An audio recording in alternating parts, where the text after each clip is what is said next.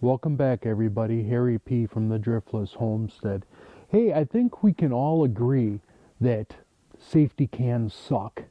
I've never spilt so much fuel in my life as when safety cans came out versus, open up the vent, open up the other can, the gas goes in, and there's no spilling or whatever. I guess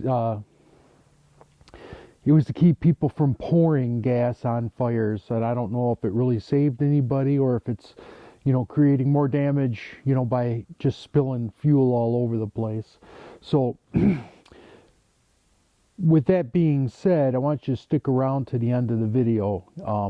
I've got a can that sucks less, as other people have said, but I'm going to show you a can that has some serious problems and someone's going to get seriously hurt. That's why I'm doing this video today, so I can warn you, because it seems like it's a great can, but the reality is someone's going to get seriously hurt with it.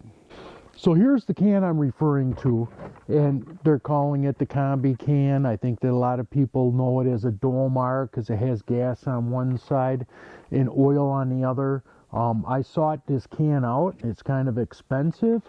It has a simple oil thing. You just take the cap off and put the oil in your chainsaw.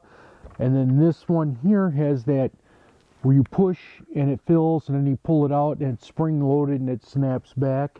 It's got this nice little carrier on this side where I have a chain in here, a spare chain, so when I'm in the woods, all I got to do is a chainsaw in one hand and this can in the other. Got the chain in there. I can replace the chain if need be. On this side, I've got a file, got my magnetic 16-inch measuring stick, and then I have my scrunch here for tightening my chainsaw blade and working on that. So it's very intuitive to the fact that with one hand you can carry everything that you need into the woods. On this side you could even put a little wedge if you wanted. That you could carry everything you want into the woods, be able to refuel and re-oil your chainsaw while you're out there cutting.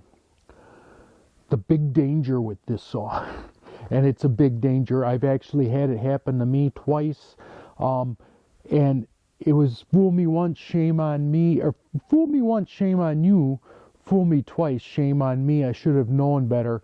Now, not only do I know better, but the can broke, and it's to my advantage that it broke. So the idea is that you would take this can and you would press it into your chainsaw like this. You set it so it would go down. Set it in here, you push, and the chainsaw fills until it's full, then it stops. Like I told you, mine's broke, so I got to pull it out in the nick of time, and it would stop. The problem is, if this can is out in the sun at all, because of the shape of the can, you can't tell that with the sunlight that this fuel is expanding and turning into is starting to vaporize, and you can't tell that this can is under pressure. Twice I've taken this handy dandy can and I've pressed it in there, like try to see what I'm doing, pressed it in there, and gas has shot into my face under pressure. Now if your exhaust is right here, if you're out in the woods cutting all day one day and your exhaust is real hot and you have this vaporized gas shoot out and shoot all over your face, it's possible that you could light yourself on fire. Okay, so it's possible that you could have this gas shoot out all over you, and you got the hot exhaust muffler right here, and you could start yourself on fire and get seriously injured. Like I said, it's happened to me twice, and I would purposely, and this is what I suggest if you like this can, which I kind of do, is you take this before you fill it and you push this down all the way to let the vapor out. Don't trust that you can push it into the gas tank and fill the gas tank, because it is under so much pressure.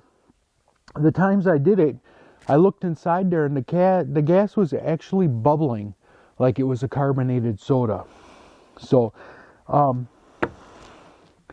very convenient can for several reasons. This spout, without having a vent in the handle or something, extremely dangerous. So be careful out there. You know, it's springtime now, and I know guys are going to get out there cutting. The sun's going to be shining. It's going to be hot out. You know, and I would like it to not see anybody burn themselves up because they bought this can thinking it was the greatest thing since sliced bread. It's a great can with a major flaw. Now, for the can that sucks less is not necessarily the can, but this filler nozzle here. And you could buy this filler nozzle separately. So with this can here, it's a 2.5 gallon can. But what I like about this can is I could be out there working and I look over at this can, and because of the way it's made, this can will blow up like a balloon if it's under pressure. And I could see that. It'll actually sit sideways because it's filling up so much. But what makes it suck less is the gas won't come out unless you press this green button.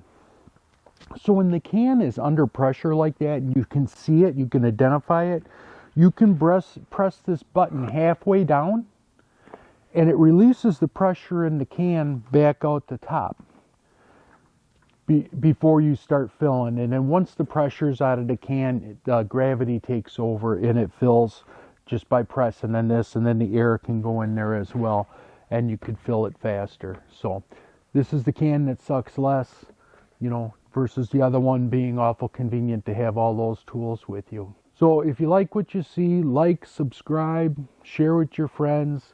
Definitely warn them about this this combi can, as it's called, and the dangers in it. You know, if you're a wife and you have a significant other that uses that, or the other way around, you know, please share with them, you know, that it may be a great can for a lot of reasons, but it's a really bad can for one really bad reason.